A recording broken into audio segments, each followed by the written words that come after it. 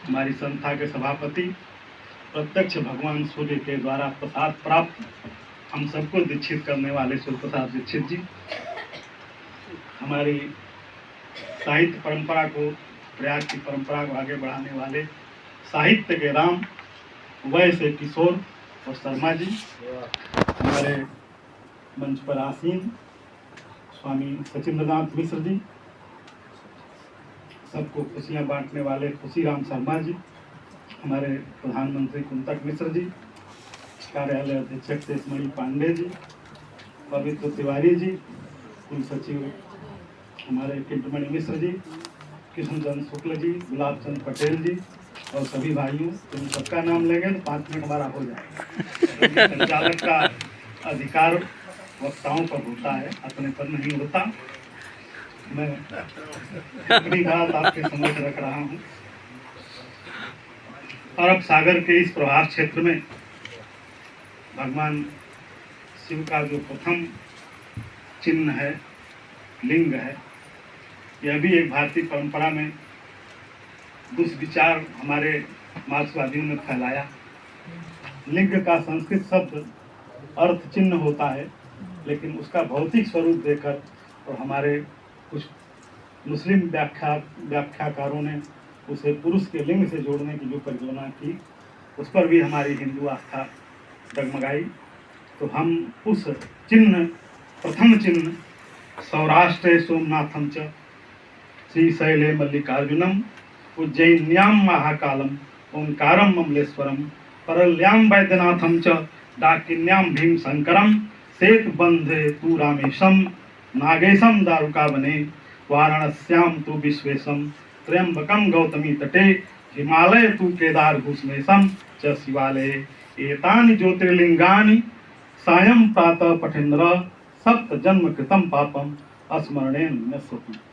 हमारी ये भारतीय परंपरा रही है और इन 12 शिवलिंगों को जहाँ स्वयं शिव पैदा हुए, उनका दर्शन, उनका पूजन हमारी भारतीय परंपरा, हमारी संस्कृति और संस्कार से जुड़ी हुई है। जैसा हमारे संचालक जी ने कहा कि जो आत्मा में, अपने शरीर में ब्रह्म और भगवान को मानने की जो व्यवस्था हमारे कुछ द्वैतवादियों ने दिया, उससे भी हमारी आस्था डगमगाई। क्योंकि हम जिन धर्मों की बात करते हैं, वास्तव में वो धर्म है नहीं। धर्म तो एक ही है, हिंदू, वैदिक धर्म, सनातन धर्म, और सब पंथ हैं। और हमारी ही परंपरा से निकले हुए लोग अपने मन की एक धारणा बनाकर उसमें हमारे भोले भाले लोगों को फंसाकर अपना पंथ चलाते हैं। और हमें भी जो मंदिर के प्रति आस्था है उसको जागृत करना चाहिए, और हम एकत्रित होंगे तभी अपने देश की, अपने संस्कार की और अपनी संस्कृति की रक्षा कर पाएंगे। जैसा कि हमारे इस विषय का मूल उद्देश्य है हिंदी साहित्य में सोमनाथ के स्वाभिमान की गूंज, तो हिंदी साहित्य से ज़्यादा हमारे पूर्व सभापति ने इसको हिंदी, अंग्रेजी और संस्कृत साहित्य से भी जोड़कर विस्तृत व्याख्या कर दी है। उसको दोहराने की बहुत ज़रूरत नहीं है। मैं समझता हूँ कि जैसा कि राजा दक्ष की पुत्री रोहिणी के अधिक प्रेम के कारण जब चंद्रमा कमजोर हुए और उन्हें श्राप मिला, तो उन्होंने इसी स्थल पर शिव की घोर तपस्या की थी और यहीं शिव अवतरित हुए थे। इसी कारण शिव ने चंद्रमा को अपने सिर पर स्थापित किया और वो चंद्रशेखर कहे गए। इस स्थान को सोमनाथ, चंद्रमा के नाथ के रूप में भी जाना जाना चाहिए। सोमनाथ मंदिर 12 शिवलिंगों में सबसे पहला और शक्तिशाली है। इस मंदिर का इतिहास आक्रमणों का गवाह है। 1025 में इस पर जो आक्रमण किया गया, हर बार विनाश के बाद इसका पुनर्निर्माण हुआ। भारतीय संस्कृति की जीवंतता इसका प्रतीक है कि टूटने के बाद भी इसका पुनर्निर्माण होता रहा है। मान्यताओं के अनुसार भगवान कृष्ण ने अपनी लीला का अंत इसी प्रभास क्षेत्र में किया था। श्रीमद् भागवत पुराण के 11वें अध्याय में इसका उल्लेख है। मैंने भी एक महाकाव्य लिखा है। उस महाकाव्य में कृष्ण के समूचे वंश परंपरा को इसी प्रभास क्षेत्र में समाहित होने की, गोलोकवासी होने की व्यवस्था किस तरह से हमारे व्यास जी ने की थी, उसको मैंने स्पष्ट किया है। कुल मिलाकर के सौराष्ट्र के इस क्षेत्र में जो सोमनाथ का ज्योतिर्लिंग है, वर्तमान में गुजरात की भारतीय स्वाभिमान और स्वातंत्र की प्रतीक के रूप में पूरे विश्व में ख्यात प्राप्त है।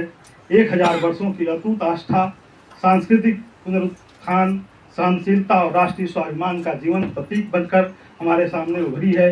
1026 ईस्वी में मोहम्मद गजनवी के आक्रमण के बाद कई बार नष्ट होने के बावजूद भी यह हमारा ज्योतिर्लिंग पुनर्निर्मित हुआ, सनातन चेतना की अजेयता को दर्शाता है। समय से परे है सोमनाथ, हर समय खड़ा है भोले के साथ, स्वाभिमान के साथ, कई हजार वर्षों की श्रद्धा जो कभी टूटी नहीं, कभी झुकी नहीं, विनाश, भय और समय के साथ सोमनाथ आज भी कहता है, आस्था अजर है और अमर है। मैं बहुत ज़्यादा विस्तार में देते हुए यह कहता हूँ कि शिवलिंग में जो प्राण प्रतिष्ठा की बात है, प्राण किसी का भी हो, परमात्मा का हो, हमारी आत्मा का हो, लेकिन है तो, और उस प्राण पर विश्वास करने की ज़रूरत है, भगवान पर विश्वास करने की ज़रूरत है। मेरी 4 पंक्तियाँ इस समापन के रूप में आपके समक्ष हैं। वैसे तो भगवान दिखाई नहीं देते, वैसे तो भगवान दिखाई नहीं देते, अच्छे लोग कभी सफाई नहीं देते। वैसे तो भगवान दिखाई नहीं देते, अच्छे लोग कभी सफाई नहीं देते। भगवान तब जरूर दिखते हैं जब संकट में अच्छे भी दिखाई नहीं देते। बहुत बहुत धन्यवाद। जय सोमनाथ, जय मोदी।